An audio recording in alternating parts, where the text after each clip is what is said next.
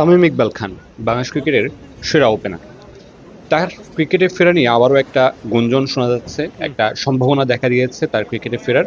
সবকিছু মিলে যে আলোচনা চলছে, গত বেশ কয়েকদিনে যে আলোচনা হয়েছে তামিমের সাথে, বোর্ড ডিরেক্টরদের সাথে বা বোর্ডের ঊর্ধ্বতন যে কর্মকর্তারা আছে তাদের সাথে যে আলোচনা হয়েছে, তার ফলপ্রসূতে মনে হচ্ছে যে তামিমের আহ ক্রিকেটে আবারও ফেরার জোরালো সম্ভাবনা আছে। তবে এখানে একটা বিষয়ে যুক্ত করতে চাই, সেটা তামিমের সাথে বা তামিমের আশপাশে যারা আছেন তাদের সাথে যতবারই কথা হয়েছে আমার, বা যতবারই খোঁজ নেওয়ার চেষ্টা করেছি, ততবারই আসলে একটা বিষয়ে জানতে পেরেছি যে অল্প কয়েকটা ম্যাচের জন্য আসলে তামিম ইকবাল জাতীয় দলে আর ফিরতে চান না।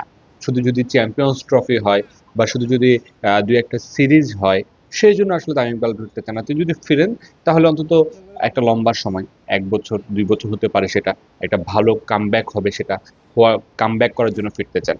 অযথা মানে একটা দুইটা সিরিজ বা একটা দুইটা ম্যাচ, ৩-৪টা ম্যাচ, ৪-৫টা ম্যাচ, এর জন্য তামিম ইকবাল আসলে ফিরতে চান না। তো সবকিছু মিলে যে অধিনায়কের হাওয়া বদলের যে গুঞ্জন, সেই গুঞ্জনের পাশাপাশি তামিম ইকবালের ফেরারও বেশ ভালো একটা সম্ভাবনা তৈরি হয়েছে। সেই সম্ভাবনাটা কতটা সত্যি হয় সেটা হয়তোবা খুব শীঘ্রই জানা যাবে। তবে উইন্ডিজের বিপক্ষে যে ওয়ানডে সিরিজ আছে বাংলাদেশের, সেখানে তামিম ইকবালের ফেরার সম্ভাবনাটা খুব বেশি প্রবল। সবকিছু ঠিক থাকলে, যেভাবে কথা এগোচ্ছে, শুধু সেটা যদি ঠিক থাকে, তাহলে তামিম ইকবাল বাংলাদেশ ক্রিকেটে আবারও ফিরছেন।